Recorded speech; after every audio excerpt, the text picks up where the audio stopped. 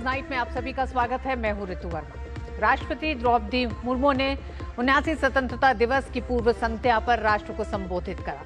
अपने संबोधन में राष्ट्रपति ने 2047 तक विकसित भारत के संकल्प की दिशा में आगे बढ़ते नए भारत की उपलब्धियों को देश के सामने रखा। स्वतंत्रता दिवस भारत के इतिहास में कई मोर्चों पर एक नई शुरुआत होने जा रहा है। आतंकवाद पर भारत का निर्णायक और फौलादी जवाब ऑपरेशन सिंदूर देश और दुनिया में नए भारत का जवाब है। राष्ट्रपति ने अपने संबोधन में कहा कि विभाजन की विभीषिका को न भूलें। स्वाधीनता के समय घोर गरीबी से जूझ रहा था देश और आज भारत दुनिया की प्रमुख अर्थव्यवस्थाओं में सबसे तेजी से बढ़ता देश है। विकसित भारत के संकल्प की दिशा में नए भारत की उपलब्धियों और राष्ट्रपति के संबोधन पर होगी विस्तार से चर्चा।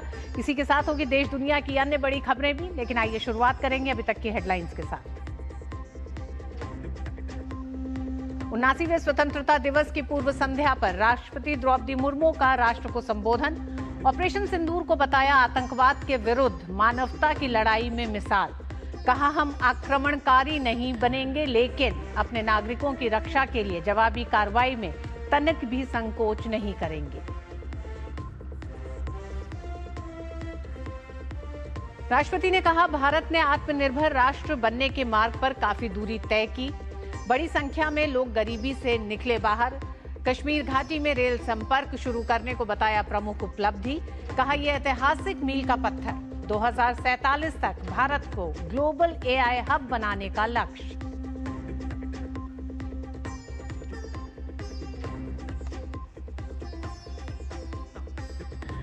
देश के 79वें स्वतंत्रता दिवस समारोह की तैयारियां पूरी। पीएम मोदी कल लगातार 12वीं बार दिल्ली के ऐतिहासिक लाल किले पर फहराएंगे तिरंगा। राष्ट्र को करेंगे संबोधित। राजधानी दिल्ली समेत देश के तमाम और हिस्सों में सुरक्षा के व्यापक इंतजाम।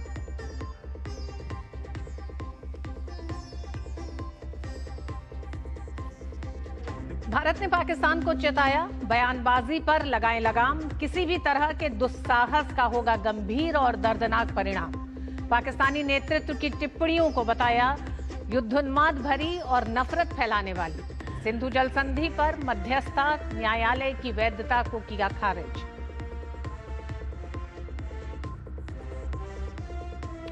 एसआईआर के मुद्दे पर सुप्रीम कोर्ट ने चुनाव आयोग से ड्राफ्ट वोटर लिस्ट में शामिल नहीं किए गए 65 लाख मतदाताओं की लिस्ट जारी करने को कहा। सुनवाई के दौरान चुनाव आयोग ने कहा, राजनीतिक दलों की लड़ाई में फंसा आयोग। मतदाताओं के लिए वोट चोर कहने पर जताई आपत्ति।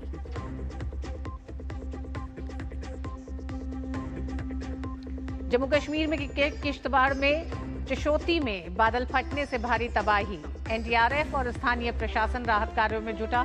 पीएम ने घटना पर जताया दुख। गृह मंत्री अमित शाह ने एलजी और सीएम से बात कर हर संभव मदद का दिया भरोसा।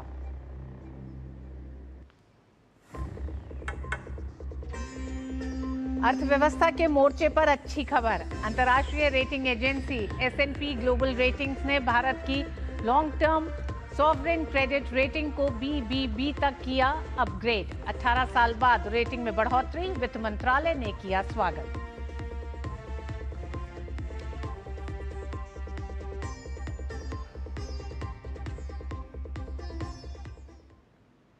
देश आजादी के जश्न की तैयारी कर रहा है। स्वतंत्रता दिवस की पूर्व संध्या पर राष्ट्रपति ने देश को संबोधित किया तो ऑपरेशन सिंदूर उसमें प्रमुखता से था। राष्ट्रपति ने ऑपरेशन सिंदूर को आतंकवाद के विरुद्ध मानवता की लड़ाई में मिसाल बताया तो दुश्मन को चेतावनी देते हुए कहा कि हम आक्रमणकारी नहीं बनेंगे, लेकिन अपने नागरिकों की रक्षा के लिए जवाबी कार्रवाई में तनिक भी संकोच नहीं करेंगे। देश के 79वें स्वतंत्रता दिवस की पूर्व संध्या पर राष्ट्र की प्रथम नागरिक द्रौपदी मुर्मू ने जब देश को संबोधित किया तो उनके भाषण में न केवल देश के विकास का खाका था, बल्कि नए और आत्मनिर्भर भारत की साकार होती कल्पना का चित्रण भी था। राष्ट्रपति ने अपने संबोधन में पहलगाम के आतंकी हमले, उसके बाद हुए ऑपरेशन सिंदूर का जिक्र किया और कहा कि ये ऑपरेशन आतंकवाद के विरुद्ध मानवता की लड़ाई में एक मिसाल के तौर पर इतिहास में दर्ज होगा। इस वर्ष हमें आतंकवाद का दंश झेलना पड़ा। कश्मीर घूमने गए निर्दोष नागरिकों की हत्या कायरतापूर्ण और नित्यांत अमानवीय थी। इसका जवाब भारत ने फौलादी संकल्प के साथ निर्णायक तरीके से दिया। ऑपरेशन सिंदूर ने ये दिखा दिया कि जब राष्ट्र की सुरक्षा का प्रश्न सामने आता है तो हमारे सशस्त्र बल किसी भी स्थिति का सामना करने के लिए पूरी तरह सक्षम सिद्ध होते हैं।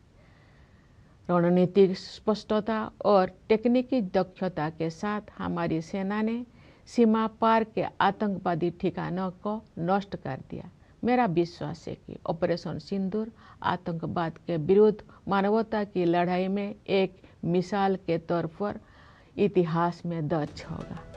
राष्ट्रपति ने कहा कि हमारी एकता ही हमारी जवाबी कार्रवाई की सबसे बड़ी विशेषता है। यही एकता उन सभी तत्वों के लिए सबसे करारा जवाब भी है जो हमें विभाजित देखना चाहते हैं। भारत के दृष्टिकोण को स्पष्ट करने के लिए विभिन्न देशों में गए संसद सदस्यों के बहुदलीय प्रतिनिधि मंडलों में भी हमारी यही एकता दिखाई दी। विश्व समुदाय ने भारत की इस नीति का संज्ञान लिया है कि हम आक्रमणकारी तो नहीं बनेंगे, लेकिन अपने नागरिकों की रक्षा के लिए जवाबी कार्रवाई करने में तनिक भी संकोच नहीं करेंगे। राष्ट्रपति ने कहा कि ऑपरेशन सिंदूर प्रतिरक्षा के क्षेत्र में आत्मनिर्भर भारत मिशन की परीक्षा का भी अवसर था। यह सिद्ध हो गया कि हम सही रास्ते पर हैं।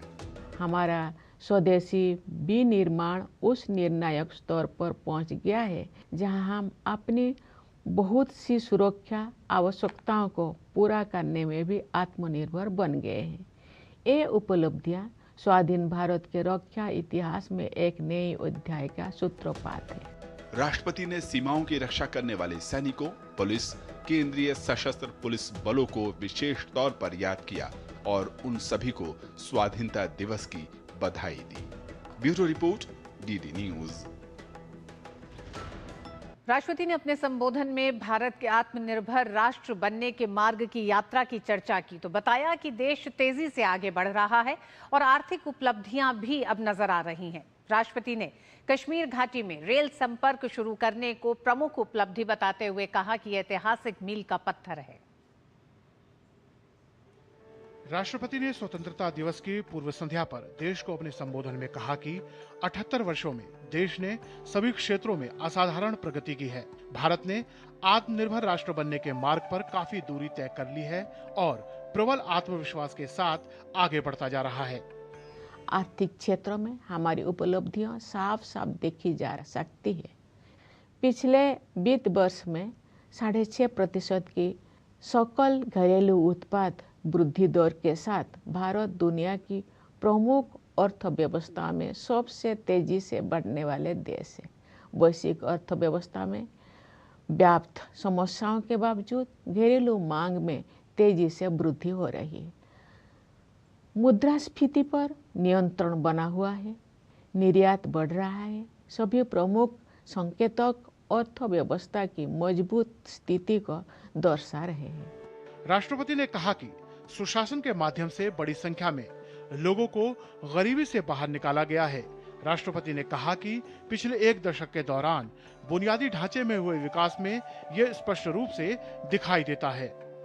कश्मीर घाटी में रेल संपर्क का शुभारंभ करना एक प्रमुख उपलब्धि है।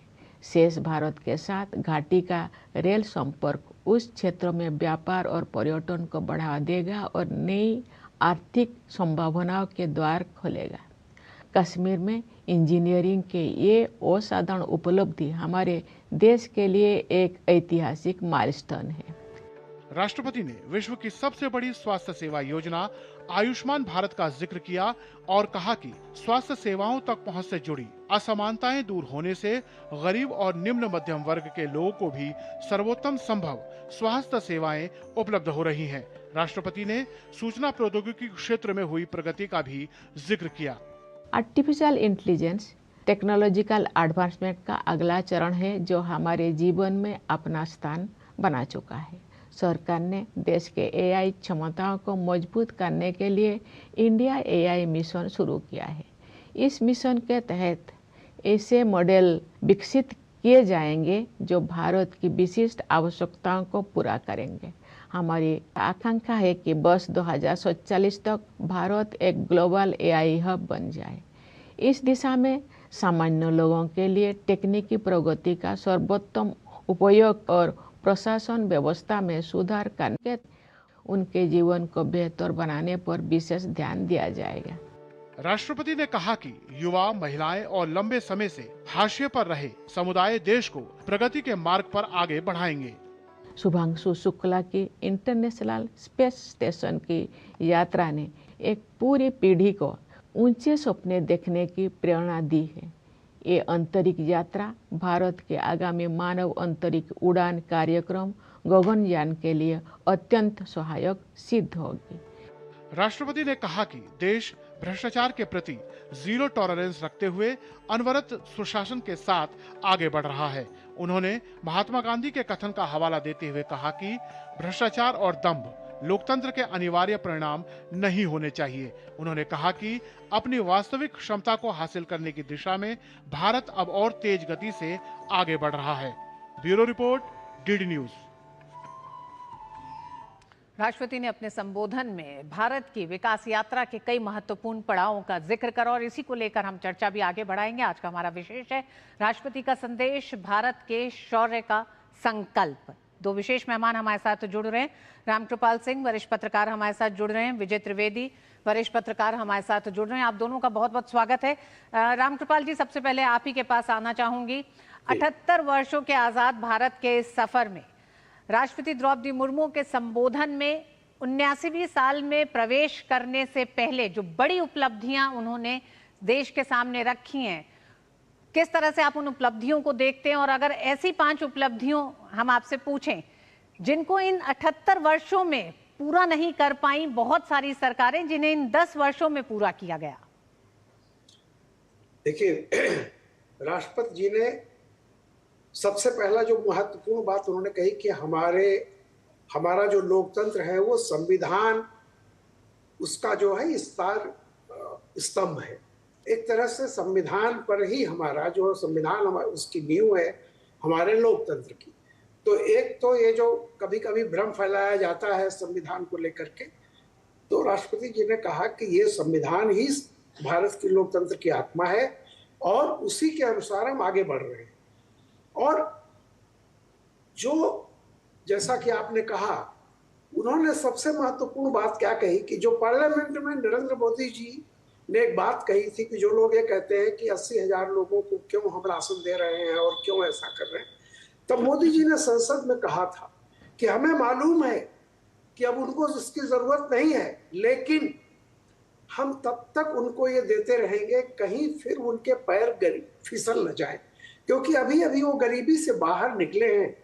तो आज राष्ट्रपति जी ने बहुत महत्वपूर्ण ये इसको दोहराया कि हमारे लोकतंत्र में गांधी जी का जो सपना था कि अनटू दिस लास्ट, उस अंतिम व्यक्ति का समाज में कितना भला हो रहा है, कितना विकास हो रहा है, इसकी पहचान है कि जो हाशिए पर लोग हैं उनके जीवन में कितना परिवर्तन आया है।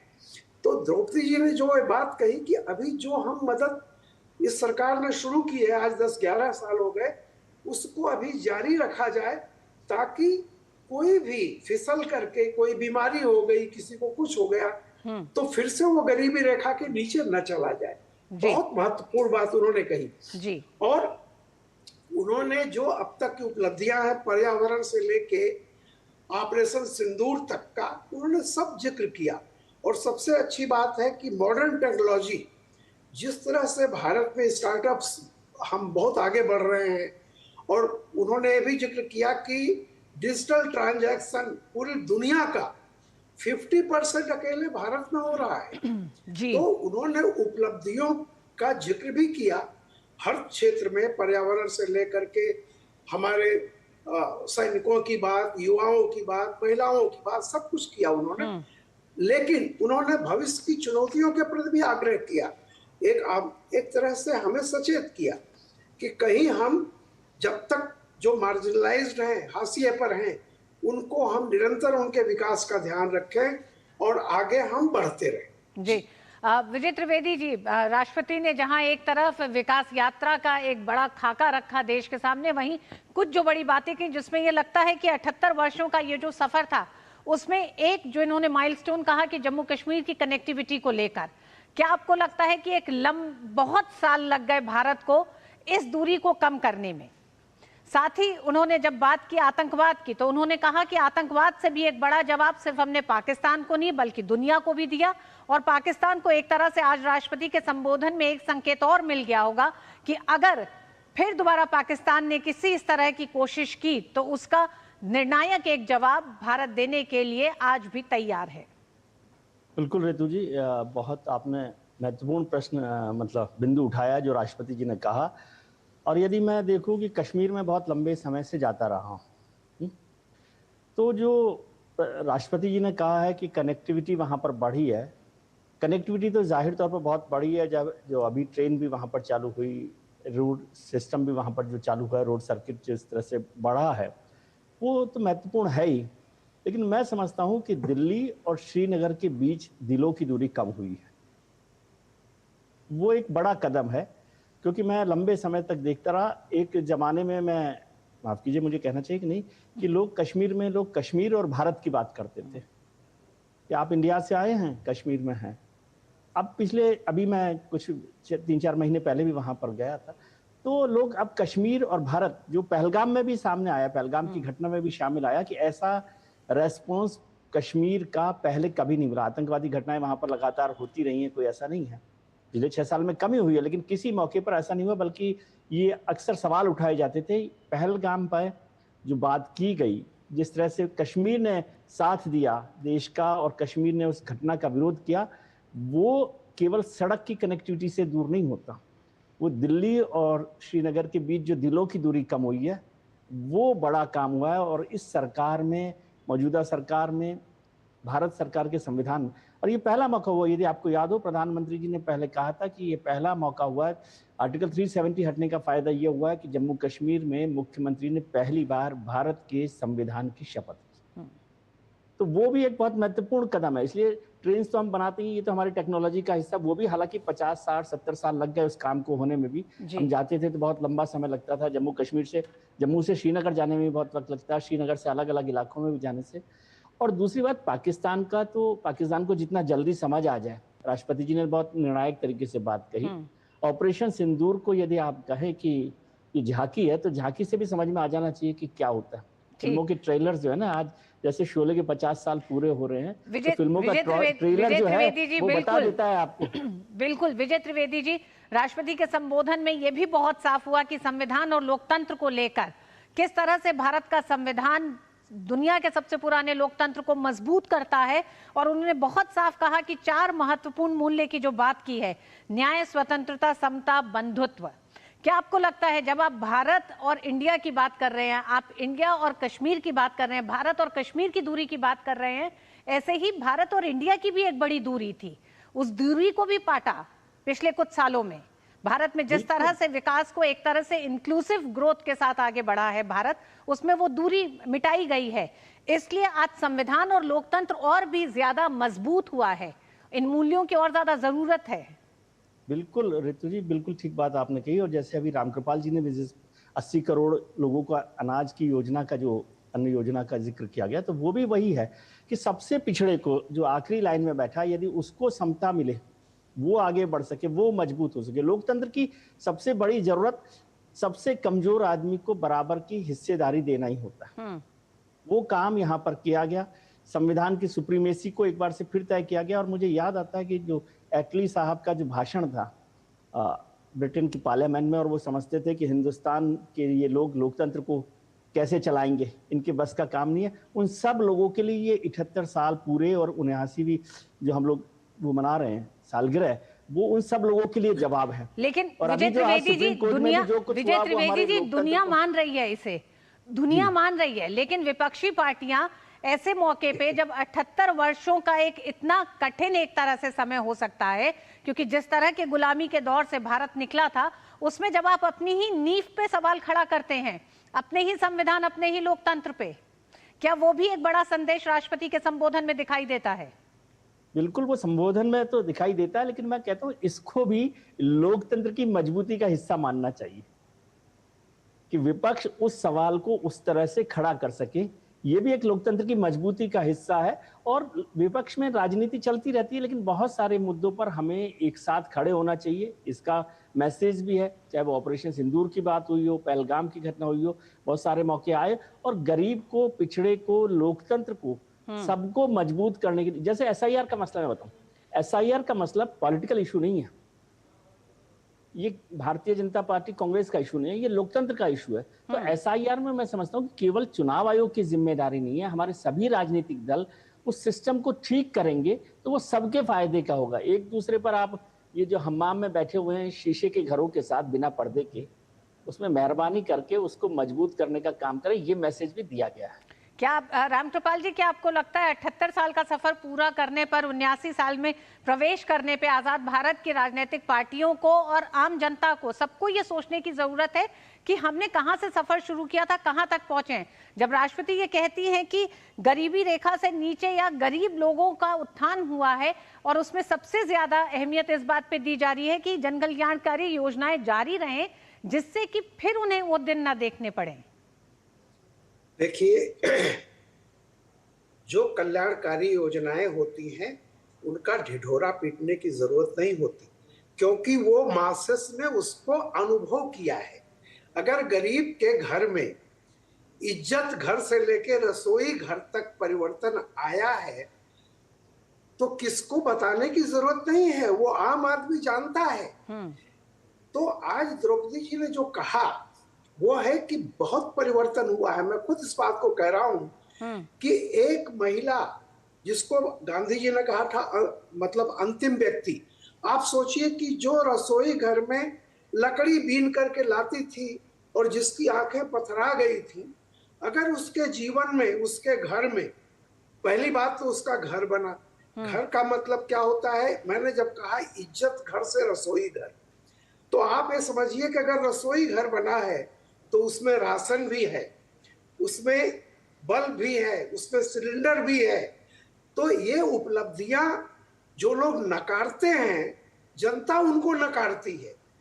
तो इसलिए मैं कहता हूं उपलब्धि या जो भी गया है वो महसूस किया जाता है, उसको ढिढोरा पीटने की जरूरत नहीं है। इस देश की 80% जो भी जनता है उसके जीवन में जो बदलाव आया है वो खुद महसूस करती है, और जब मौका आता है तो बता भी देती है। और मौका हमारे यहाँ हर 5 साल पे आता है, उसका टेस्ट होता है। दूसरी बात, जो अभी अब कश्मीर की बात हो रही थी, देखिए होता क्या है, परिवर्तन जो होता है वो जरूरी नहीं है कोई मेढक की छलांग की तरह हो, वो सर्प गति से भी होता है। जब ये सरकार आई 370 गया, आप देखिए पहली बार जम्मू कश्मीर में जो गांधी का सपना था विकेंद्रीकरण, हर ग्राम प्रधान को पैसा सीधा गया।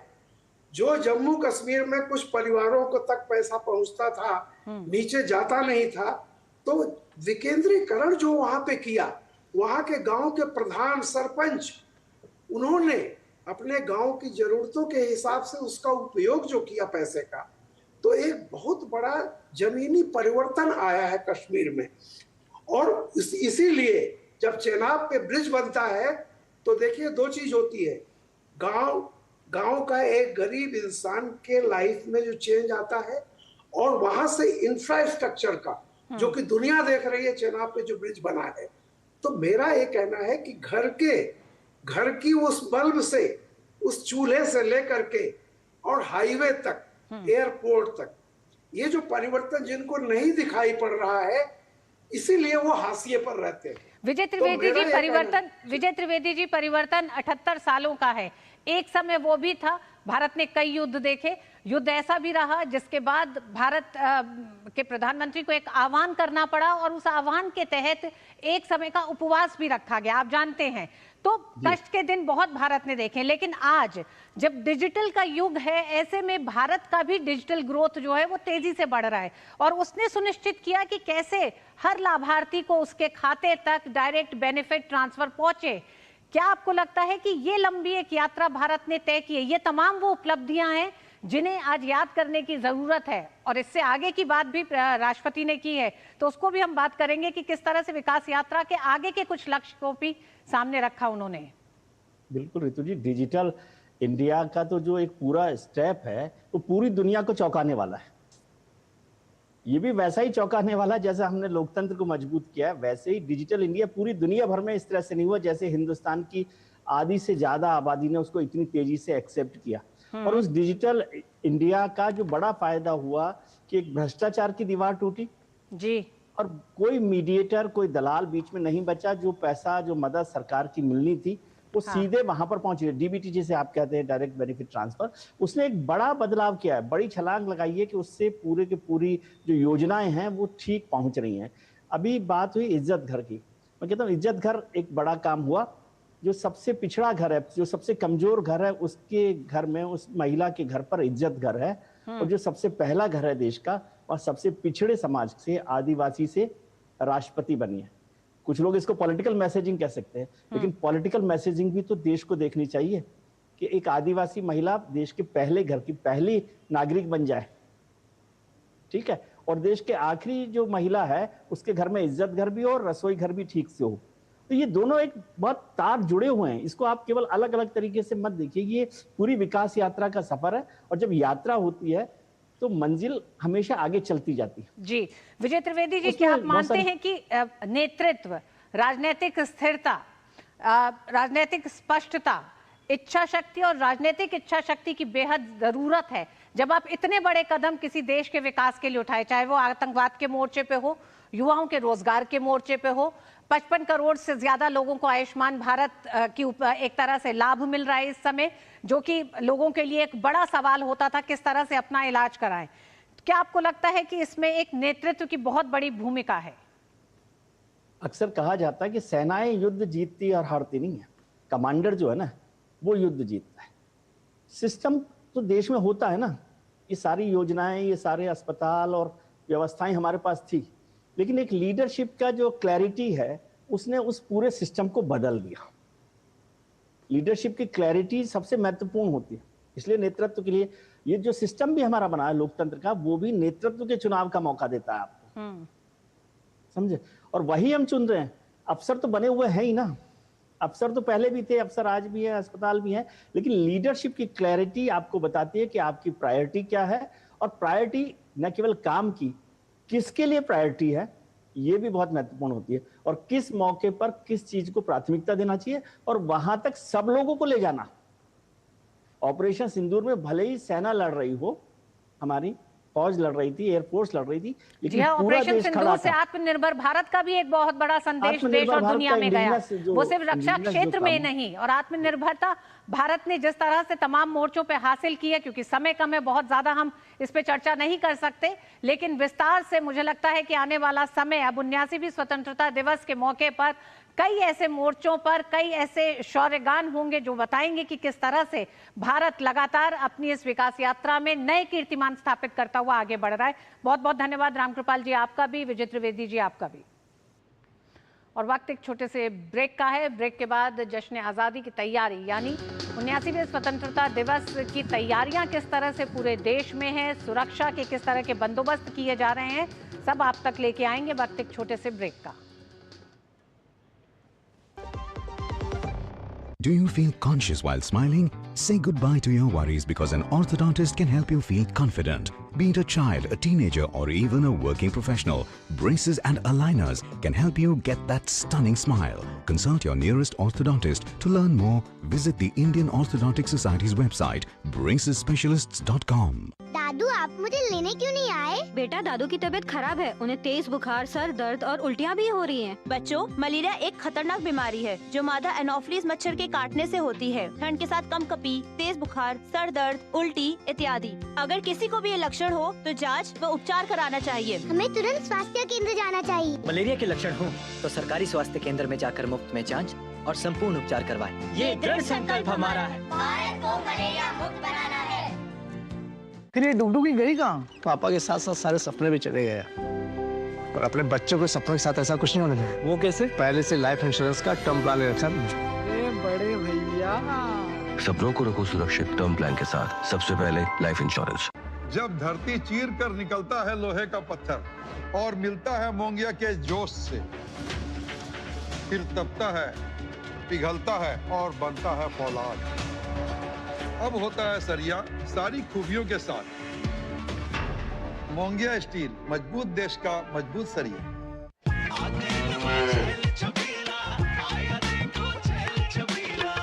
एक कपिला। अरे भाई सब एक ही जैसा होता है। ये लो साधारण पशु आहार।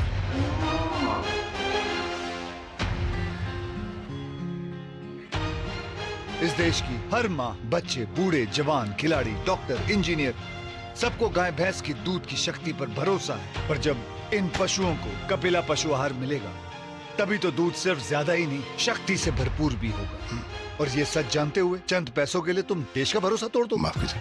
कपिला पशु आहार, देश का नंबर 1 पशु आहार। Do you feel conscious while smiling? Say goodbye to your worries because an orthodontist can help you feel confident. Be it a child, a teenager, or even a working professional, braces and aligners can help you get that stunning smile. Consult your nearest orthodontist. To learn more, visit the Indian Orthodontic Society's website, bracesspecialists.com. शादी का kitchen महके जहाँ, Goldy kitchen king मसाले हो वहाँ। गोल्डी लाई है fresh lock technology, जो रखे मसालों को हर समय fresh.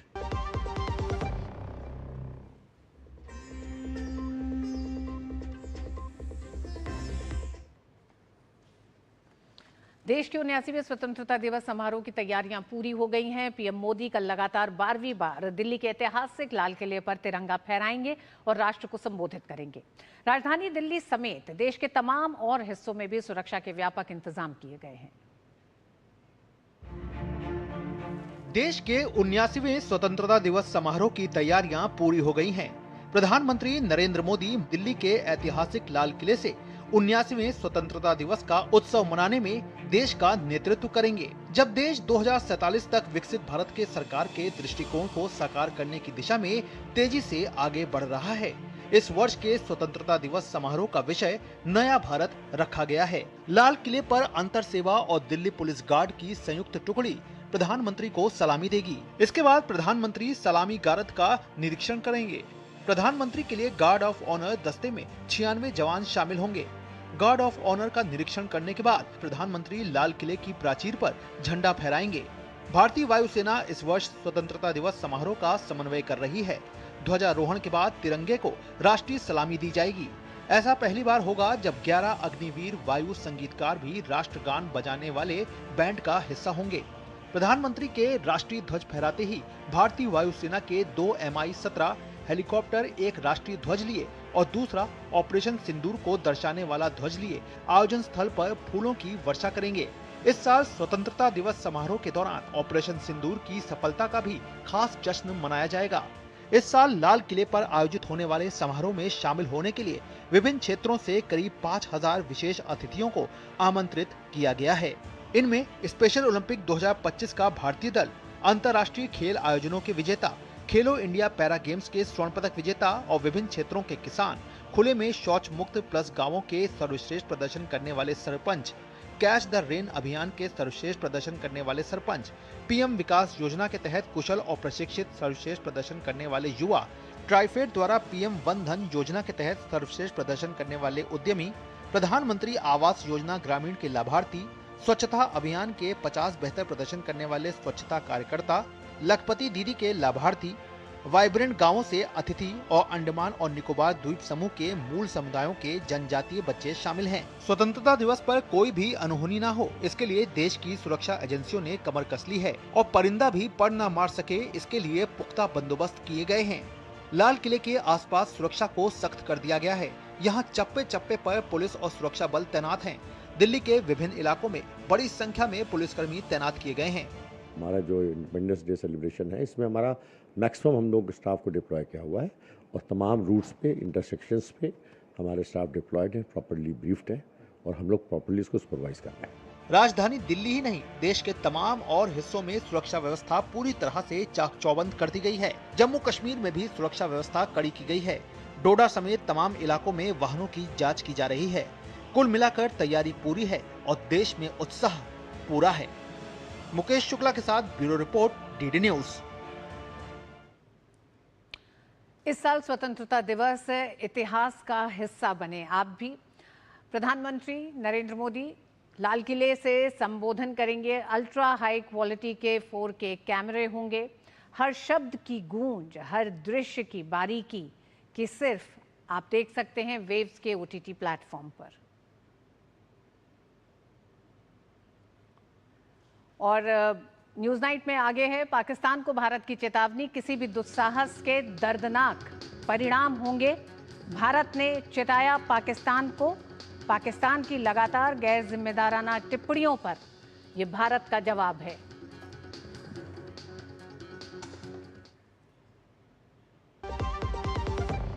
Do you feel conscious while smiling? Say goodbye to your worries because an orthodontist can help you feel confident. Be it a child, a teenager, or even a working professional, braces and aligners can help you get that stunning smile. Consult your nearest orthodontist. To learn more, visit the Indian Orthodontic Society's website, bracesspecialists.com. Yes? तो तुम हो अंजलि कुमार, मैं senior officer Ranjan. शुरू करो इसका interrogation. और interrogation के दौरान कैमरा बंद मत करना। तुम्हारा अरेस्ट वारंट। तो कौन से टेररिस्ट ग्रुप से हो? Terrorist group? तुम्हारे पार्सल में जो ड्रग्स, फेक पासपोर्ट, वो कहाँ भेजे जा रहे थे? ये सब मेरा नहीं है सर। तुम्हारा आधार 4342 से एंड होता है। हाँ। इससे कई बैंक अकाउंट्स लिंक्ड हैं। मनी लॉन्ड्रिंग का भी केस है तुम पे। कोर्ट प्रोसेस के लिए बैंक अकाउंट लॉगिन करो और स्क्रीन शेयर करो। अब FD तोड़ो और सारा अमाउंट कोर्ट के अकाउंट में ट्रांसफर करो। पैसे आ गए। अब बस थोड़ी देर में केस का स्टेटस समझ आ जाएगा। याद रखें, असली पुलिस ऑफिसर्स कभी वीडियो कॉन्फ्रेंसिंग एप्स द्वारा इंटरोगेशन नहीं करते हैं, ना ही आपके फाइनेंशियल डिटेल्स मांगते हैं। ऐसे कोई भी कॉल्स आए तो तुरंत डिस्कनेक्ट करें और नेशनल साइबर क्राइम हेल्पलाइन 1930 पे रिपोर्ट करें। वाह, गाय तुम्हारी माता है ना? तो पशुहार के नाम पर जहर क्यों खिलाता है? अनसंड हटा, दिल से खिला, सिर्फ कपिला, देश का नंबर 1 पशु आहार।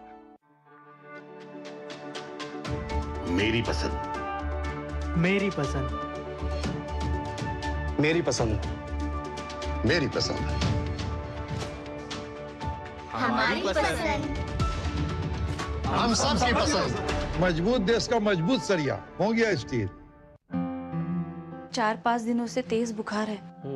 सिर, शरीर के जोड़ों और आंखों के पीछे दर्द भी हो रहा है। शरीर पर लाल चट्टे भी हैं। ये डेंगू के लक्षण है। डेंगू? डरिए मत, डेंगू एक साधारण वायरल बुखार है। उपयुक्त इलाज व तरल पदार्थ लेने पर घर पर ही ठीक हो जाता है। बहुत कम मामलों में बुखार के उतरने के बाद भी रक्तस्राव या बीपी कम होने पर अस्पताल में भर्ती होने की जरूरत होती है। डेंगू के लक्षण देखते ही डॉक्टर से मिलें, खून की जांच करवाएं और डेंगू से बचें। टाइम पे खा लेना और प्लीज बाइक धीरे चलाना जी। और ये तुम्हारी सेफ्टी के लिए। अरे एक बात तो रह गई। LIC? ये हमारी सेफ्टी के लिए। दिल की सुनो, LIC चुनो। LIC हर पल आपके साथ। शादी का किचन महके जहाँ, गोल्डी किचन किंग मसाले हो वहाँ। गोल्डी लाई है फ्रेश लॉक टेक्नोलॉजी, जो रखे मसालों को हर समय फ्रेश। और न्यूज नाइट में अभी तक आपने देखा राष्ट्रपति का देश को संदेश। 79वें स्वतंत्रता दिवस के पूर्व संध्या पर राष्ट्रपति ने पेश की भारत की प्रगति की गाथा। और 79वें स्वतंत्रता दिवस की पूरी है तैयारी। ये दिखाया हमने किस तरह से पूरा देश तैयार है स्वतंत्रता दिवस के लिए। भारत के खिलाफ पाकिस्तानी नेतृत्व की टिप्पणियों पर विदेश मंत्रालय के प्रवक्ता रणधीर जायसवाल ने कहा है कि अपनी नाकामियों को छिपाने के लिए बार बार भारत विरोधी बयानबाजी करना पाकिस्तानी नेतृत्व की पुरानी आदत है। उन्होंने पाकिस्तान को संयम बरतने की सलाह भी दी। उन्होंने कहा कि किसी भी दुस्साहस के दर्दनाक परिणाम होंगे।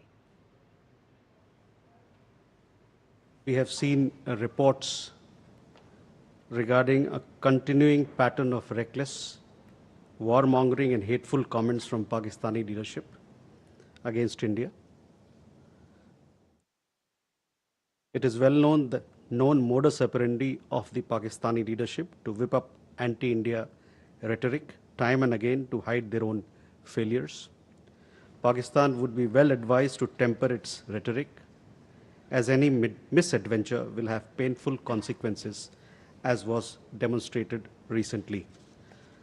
सिंधु जल संधि से जुड़े मुद्दे पर रणधीर जायसवाल ने कहा कि भारत इस तथा कथित मध्यस्थता न्यायालय की वैधता, औचित्य या क्षमता को कभी स्वीकार नहीं करता। उन्होंने कहा कि न्यायालय के फैसले का कोई आधिकारिक आधार नहीं है और ये भारत के जल इस्तेमाल के अधिकारों पर कोई असर नहीं डालता। India has never accepted the legality, legitimacy, or competence of the so-called Court of Arbitration.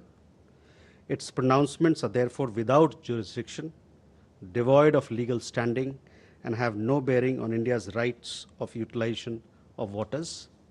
India also categorically rejects Pakistan's selective and misleading references to the so-called award.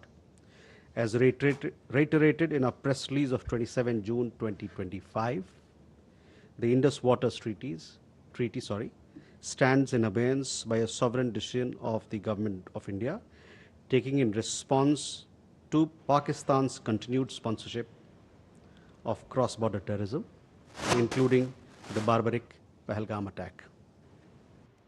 और न्यूज़ नाइट में वक्त एक छोटे से ब्रेक के बाद देखेंगे मौसम की मार। जम्मू कश्मीर के किश्तवाड़ में बादल फटने से आया सैलाब।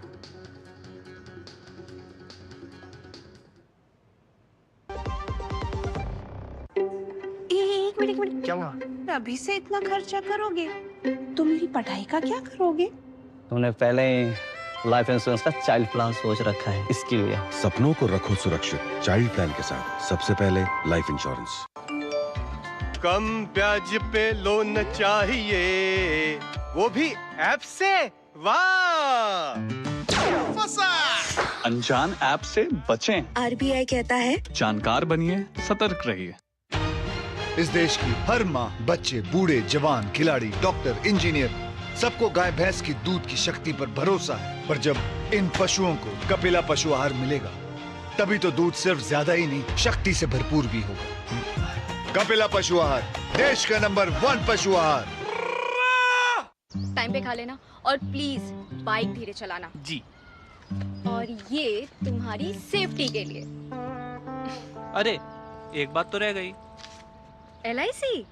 ये हमारी सेफ्टी के लिए। दिल की सुनो, LIC चुनो। LIC हर पल आपके साथ। शादी का किचन महके जहाँ, गोल्डी किचन किंग मसाले हो वहाँ। गोल्डी लाई है फ्रेश लॉक टेक्नोलॉजी, जो रखे मसालों को हर समय फ्रेश।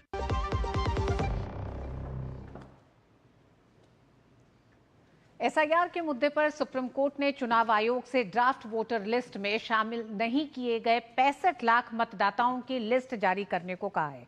कोर्ट ने लिस्ट के बारे में व्यापक प्रचार प्रसार करने को भी कहा है। सुनवाई के दौरान चुनाव आयोग ने इस बात पर नाराजगी जाहिर की कि वो राजनीतिक दलों की लड़ाई में फंस गया है। इस बीच मामले में सियासी आरोप प्रत्यारोप भी जारी है। बिहार में वोटर लिस्ट रिवीजन का मामला सुप्रीम कोर्ट में है। गुरुवार को भी इस पर सुनवाई जारी रही। SIR के खिलाफ दायर याचिकाओं पर सुनवाई के दौरान सुप्रीम कोर्ट ने चुनाव आयोग ने उन 65 लाख मतदाताओं की लिस्ट जारी करने को कहा जो ड्राफ्ट वोटर लिस्ट में शामिल नहीं किए गए थे। अदालत ने कहा कि इस लिस्ट को जिला निर्वाचन अधिकारी की वेबसाइट पर बूथवार सूची डाली जाए। साथ ही इस सूचना का ज्यादा से ज्यादा प्रचार टीवी और रेडियो पर भी किया जाए। उसमें इसका उल्लेख करें कि उनका नाम वोटर लिस्ट में शामिल न किए जाने की आखिर वजह क्या है। जस्टिस सूर्यकांत ने कहा कि जिनका नाम वोटर लिस्ट में नहीं है, वे व्यक्ति अपने आधार कार्ड की प्रति के साथ अपना दावा प्रस्तुत कर सकते हैं। साथ ही सुप्रीम कोर्ट ने कहा कि वेबसाइट के साथ साथ सभी पंचायत भवनों और खंड विकास एवं पंचायत कार्यालयों के नोटिस बोर्ड पर 65 लाख मतदाताओं की सूची भी प्रदर्शित की जाए। सुनवाई के दौरान चुनाव आयोग के वकील राकेश द्विवेदी ने कहा कि आयोग राजनीतिक दलों की लड़ाई में फंस गया है। अगर कोई पार्टी चुनाव में हार जाती है तो वो EVM पर दोष मढ़ती है। उन्होंने कहा कि कुछ लोगों ने कोर्ट में मेलोड्रामा करने की कोशिश की। कुछ लोगों को बिना किसी एफिडेविट के कोर्ट में पेश किया गया। हमें नहीं पता कि वो लोग कौन थे। हालांकि कोर्ट को बताया गया कि उन्हें आयोग की ओर से मृत दिखाया गया है। आयोग ने इसे अन्यथा न लेते हुए अधिकारियों को इसकी जांच करने को कहा है। इस बीच बीजेपी ने एक बार फिर कांग्रेस पर हमला बोला है। केंद्रीय मंत्री गजेंद्र सिंह शेखावत ने कहा कि इतिहास गवाह है कि कैसे कांग्रेस पार्टी ने चुनाव परिणाम अपने पक्ष में कराने के लिए वोटों का खेल किया। उन्होंने कहा कि इंदिरा गांधी के चुनाव को हाई कोर्ट ने रद्द कर दिया था, जिसमें उनके संसदीय क्षेत्र अमेठी में एक पोलिंग बूथ में गड़बड़ी की घटना सामने आई थी। बीजेपी ने कहा कि कांग्रेस पार्टी ने सोनिया गांधी पर पूछे गए सवाल का जवाब भी अब तक नहीं दिया है। 24 घंटे बीत जाने के बाद में भी कांग्रेस पार्टी में उस प्रश्न को लेकर के न परिवार की तरफ से और न पार्टी की तरफ से किसी तरह का कोई प्रत्युत्तर आया है। पूरी कांग्रेस पार्टी उस पर मौन साधे हुए, ये अपने आप में एक प्रश्न चिन्ह है। उधर चुनाव आयोग ने भी राहुल गांधी द्वारा सरकार पर लगाए गए वोट चोरी के आरोप मामले पर सख्ती दिखाई है। चुनाव आयोग ने कहा कि एक व्यक्ति एक वोट का कानून 1951-1952 में भारत के पहले चुनाव से ही अस्तित्व में है। अगर किसी के पास किसी भी चुनाव में किसी व्यक्ति द्वारा 2 बार मतदान करने का कोई सबूत है, तो उसे बिना किसी सबूत के भारत के सभी मतदाताओं को चोर बताने की बजाय लिखित हलफनामे के साथ चुनाव आयोग के साथ साझा किया जाना चाहिए। इसके अलावा चुनाव आयोग ने कहा कि हमारे मतदाताओं के लिए वोट चोर जैसे गंदे शब्दों का इस्तेमाल करके एक झूठी कहानी गढ़ने की कोशिश की गई है। ये न केवल करोड़ों भारतीय मतदाताओं पर सीधा हमला है, बल्कि लाखों चुनाव कर्मचारियों की ईमानदारी पर भी हमला है। Bureau report, DD news. और जम्मू कश्मीर के किश्तवाड़ के चशोती में बादल फटने से भारी तबाही हुई है। एनडीआरएफ और स्थानीय प्रशासन राहत कार्यों में जुटा है। प्रधानमंत्री नरेंद्र मोदी ने घटना पर दुख व्यक्त किया। वहीं गृह मंत्री अमित शाह ने एलजी और सीएम से बात कर हर संभव मदद का भरोसा दिया है। वहीं हिमाचल प्रदेश और उत्तराखंड में भी बारिश और भूस्खलन से जनजीवन प्रभावित है। जम्मू कश्मीर के किश्तवाड़ के चशोती क्षेत्र में बादल फटने से भारी तबाही हुई है, जिसके बाद राहत और बचाव कार्य युद्ध स्तर पर चल रहा है। गृह मंत्री अमित शाह ने सोशल मीडिया प्लेटफॉर्म एक्स पर लिखा कि किश्तवाड़ जिले में बादल फटने की घटना पर जम्मू कश्मीर के उपराज्यपाल और मुख्यमंत्री से बात की। स्थानीय प्रशासन राहत और बचाव कार्य कर रहा है। एनडीआरएफ की टीमें तुरंत घटना स्थल पर पहुंच गई हैं। हम स्थिति पर कड़ी नजर रख रहे हैं और हर परिस्थिति में जम्मू कश्मीर के लोगों के साथ मजबूती से खड़े हैं। जरूरतमंद लोगों को हर संभव सहायता का आश्वासन दिया। वहीं केंद्रीय मंत्री जितेंद्र सिंह ने कहा कि बादल फटने से इलाके में अचानक बाढ़ जैसे हालात पैदा हो गए हैं। सारी रेस्क्यू टीम वहाँ पहुँच गई है। अभी वो वर्कआउट कर रहे हैं। जो भी सहयोग सहायता दी जाएगी वो उपलब्ध करवाई जाएगी। हम सब एक दूसरे के साथ संपर्क में हैं। यदि कुछ ऐसे घायल लोग या कुछ इस तरह की आवश्यकता पड़ी कि जिन्हें एयरलिफ्ट करके बाहर किसी दूसरे अस्पताल में पहुंचाना पड़े, उसकी भी व्यवस्था की जाएगी। इमीडिएटली एसडीआरएफ, लोकल पुलिस और लोकल एडमिनिस्ट्रेशन वहां पे पहुंच गया है। आर्मी भी एक्टिवेट की गई है, एयरफोर्स भी एक्टिवेट की गई है और सभी मेडिकल फैसिलिटीज को भी एक्टिवेट किया गया है। जम्मू कश्मीर के किश्तवाड़ में आई प्राकृतिक आपदा में प्रभावित लोगों के प्रति प्रधानमंत्री नरेंद्र मोदी ने संवेदना व्यक्त की है। पीएम मोदी ने सोशल मीडिया प्लेटफॉर्म एक्स पर लिखा, मेरी संवेदनाएं और प्रार्थनाएं जम्मू कश्मीर के किश्तवाड़ में बादल फटने और बाढ़ से प्रभावित सभी लोगों के साथ हैं। स्थिति पर बारीकी से निगरानी रखी जा रही है। राहत और बचाव कार्य जारी है। जरूरतमंदों को हर संभव सहायता प्रदान की जाएगी। हिमाचल प्रदेश के अधिकांश जिलों में बीते 24 घंटे से भारी बारिश का दौर जारी है, जिसके चलते प्रदेश में कई स्थानों पर बादल फटने, बाढ़ और भूस्खलन की घटनाएं सामने आई हैं। हिमाचल प्रदेश के किन्नौर जिले के हौजिस लुंगपा नाला में बादल फटने से आई बाढ़ से सतलुज नदी पर बना पुल बह गया है। घटना की सूचना मिलते ही भारतीय सेना की HADR टीम ने तत्काल रात्रिकालीन बचाव अभियान शुरू किया। कठिन भूभाग और अंधेरे के बावजूद टीम ने 4 फंसे हुए नागरिकों को सुरक्षित स्थान पर पहुंचाया और घायल को रिकांगपिओ अस्पताल भेजा। उत्तरकाशी के धराली में आई प्राकृतिक आपदा के बाद गुरुवार को 10वें दिन भी राहत और बचाव कार्य जारी है। वहीं बड़ी चुनौती यह है कि इस क्षेत्र में भारी मलबा आने से बनी अस्थायी झील, जिसका निरीक्षण एनडीआरएफ और एसडीआरएफ की टीमों ने किया। इस निरीक्षण के बाद झील को मैनुअल तरीके से खाली करने का फैसला लिया गया है। दिल्ली एनसीआर में बुधवार रात से ही बारिश से जनजीवन अस्त व्यस्त हो गया। हालांकि झमाझम बारिश के चलते दिल्ली एनसीआर के लोगों को उमस और गर्मी से कुछ राहत जरूर मिली। मौसम विभाग ने जानकारी देते हुए बताया कि 17 अगस्त के बाद मानसून की स्थिति में कमी आ सकती है। Bureau report, DD news. और हम जानते हैं 78 साल हो गए 1947 के भारत के बंटवारे को। राष्ट्रपति ने अपने संदेश में भी कहा कि विभाजन की विभीषिका के दर्द को देश याद रखे। ब्रेक के बाद आपको बताएंगे, आज है विभाजन विभीषिका स्मृति दिवस।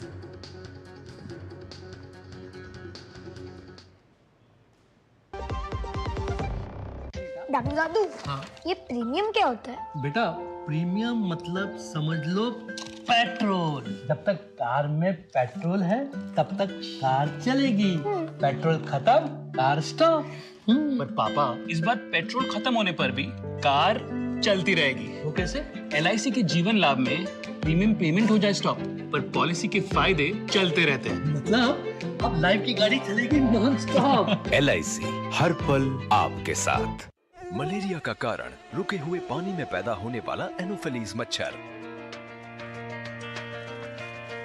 आसपास पानी का जमाव नहीं तो मच्छर और मलेरिया भी नहीं। सिर दर्द, बदन दर्द, बुखार आदि लक्षण नजर आने पर स्वास्थ्य कर्मी से संपर्क करें। गर्भवती महिलाओं और बच्चों के लिए विशेष सावधानी जरूरी है। इलाज में देरी से मलेरिया जानलेवा भी हो सकता है। सरकारी अस्पतालों में मलेरिया की जांच व इलाज मुफ्त है। मेरी पसंद, मेरी पसंद, मेरी पसंद, मेरी पसंद, हमारी पसंद, हम सबकी पसंद। मजबूत देश का मजबूत सरिया हो गया स्टील। शादी का किचन महके जहाँ, गोल्डी किचन किंग मसाले हो वहाँ। गोल्डी लाई है फ्रेश लॉक टेक्नोलॉजी, जो रखे मसालों को हर समय फ्रेश। अंतर्राष्ट्रीय rating agency S&P global ratings ने भारत की long term sovereign credit rating को BBB तक अपग्रेड किया है। S&P ग्लोबल ने भारत की सॉवरेन रेटिंग को अपग्रेड कर दिया है और इस अपग्रेडिंग के साथ अब long term sovereign credit rating BBB से BBB किया गया है। यानी शॉर्ट टर्म रेटिंग को A2 से बढ़ाकर अब A3 किया गया है। S&P ने 18 साल बाद भारत की इस रेटिंग में ये सुधार किया है। ये बड़ा सुधार है। भारत की S&P रेटिंग को लेकर वित्त मंत्रालय ने अपग्रेड का स्वागत किया है। 2007 में भारत को BBB रेटिंग मिली थी। वित्त मंत्रालय ने इस फैसले का स्वागत किया। स्थिर, चुस्त और लचीली बनी हुई है भारत की अर्थव्यवस्था। ये संकेत हैं इस ग्रेडिंग के बदलाव के। 2025 में 6.5 और 2026 में 6.7% विकास दर का अनुमान लगाया गया है।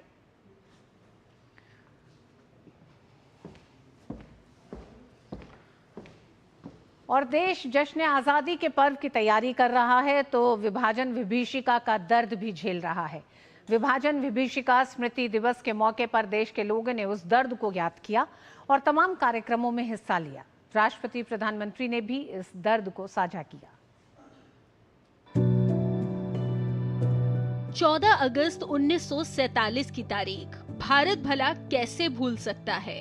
एक तरफ 200 वर्षों की गुलामी के बाद आजादी मिलने वाली थी तो वहीं दूसरी ओर देश के दो टुकड़े हो रहे थे। लाखों लोग इधर से उधर हो गए, घर-बार छूटा, परिवार छूटा, लाखों की जानें गईं। ये दर्द था विभाजन का। भारत के लिए ये विभीषिका से कम नहीं था। इसी दर्द को याद करते हुए साल 2021 में आजादी की सालगिरह से पहले प्रधानमंत्री नरेंद्र मोदी ने विभाजन विभीषिका स्मृति दिवस मनाने का बड़ा ऐलान किया था। राष्ट्रपति ने स्वतंत्रता दिवस की पूर्व संध्या पर अपने संबोधन में भी इस पीड़ा को बयां किया। अतीत पर दृष्टिपात करते हुए हमें देश के विभाजन से हुई पीड़ा को कदापि नहीं भूलना चाहिए। आज हमने विभाजन विभीषिका स्मृति दिवस मनाया। विभाजन के कारण भयावह हिंसा देखी गई और लाखों लोग विस्थापित होने के लिए मजबूर किए गए। आज हम इतिहास की गलतियों के शिकार हुए लोगों को श्रद्धांजलि अर्पित करते हैं। विभाजन के उसी दर्द को आत्मसात करते हुए प्रधानमंत्री नरेंद्र मोदी ने कहा, भारत विभाजन विभीषिका स्मृति दिवस मनाता है। और हमारे इतिहास के उस दुखद अध्याय के दौरान अनगिनत लोगों द्वारा झेली पीड़ा को याद करता है। ये उनके धैर्य, अकल्पनीय क्षति का सामना करने और फिर भी नए सिरे से शुरुआत करने की ताकत पाने की उनकी क्षमता का सम्मान करने का भी दिन है। गृह मंत्री अमित शाह ने भी विभाजन की विभीषिका के उस दर्द को याद करते हुए लिखा, विभाजन विभीषिका स्मृति दिवस पर देश के विभाजन और उसकी त्रासदी के शिकार लोगों के दर्द को याद कर संवेदना व्यक्त करने का दिन है। विभाजन विभीषिका स्मृति दिवस को आज पूरे देश ने याद किया। बीजेपी अध्यक्ष जेपी नड्डा ने दिल्ली में विभाजन विभीषिका स्मृति दिवस पर एक प्रदर्शनी का उद्घाटन और अवलोकन किया। इस अवसर पर उन्होंने एक मौन मार्च में भी हिस्सा लिया। गौरतलब है कि भारत के विभाजन के दौरान लाखों लोगों को विकराल और भयावह त्रासदी सहनी पड़ी थी। वो दर्द आज भी लोगों के मन में जिंदा है। विभाजन की विभीषिका में अपने प्राण गंवाने वाले और विस्थापन का दर्द झेलने वाले लाखों भारतवासियों को डीडी न्यूज की तरफ से शत शत नमन। Bureau report, DD news. Har Ghar Tiranga अभियान देश भर में जारी है। तमाम केंद्रीय मंत्रियों से लेकर आम आदमी गर्व से अपने घरों पर तिरंगा फहरा रहे हैं। अनेकों शहरों में तिरंगा यात्राएं निकाली गई हैं, तो कई प्रकार के कार्यक्रमों का आयोजन भी किया गया है। छोड़े जा रहे हैं आपको हर घर तिरंगा के तमाम दृश्यों के साथ। मुझे दीजिए अनुमति। नमस्कार।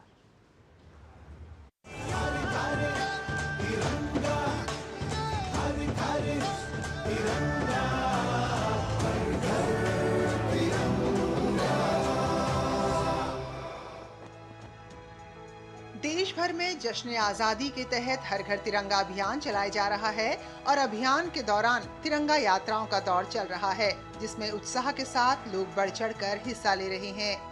देशभक्ति, राष्ट्रीय एकता, अखंडता और राष्ट्र प्रेम का संदेश देती तिरंगा यात्रा देश के करोड़ों लोगों को एक सूत्र में पिरो रही है।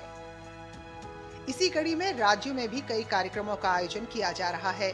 ओडिशा के मुख्यमंत्री मोहन चरण मांझी ने स्वतंत्रता दिवस के पहले कटक में हर घर तिरंगा अभियान के तहत तिरंगा रैली में भाग लिया।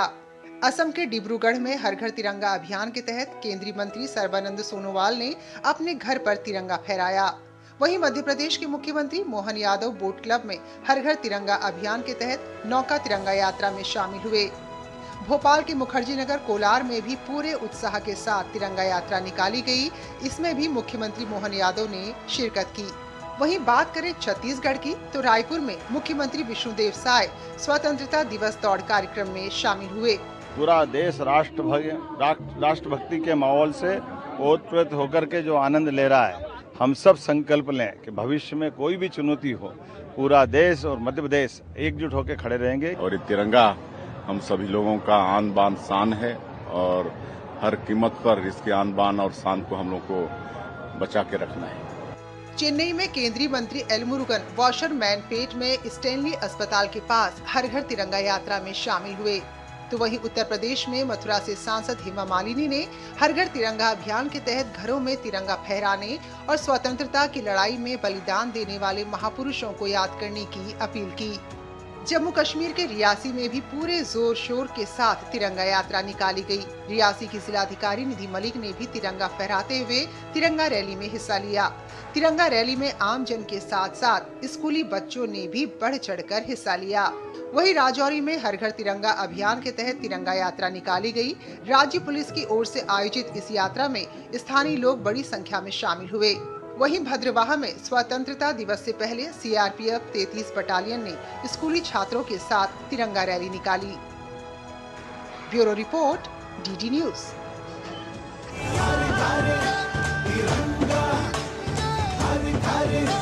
तिरंगा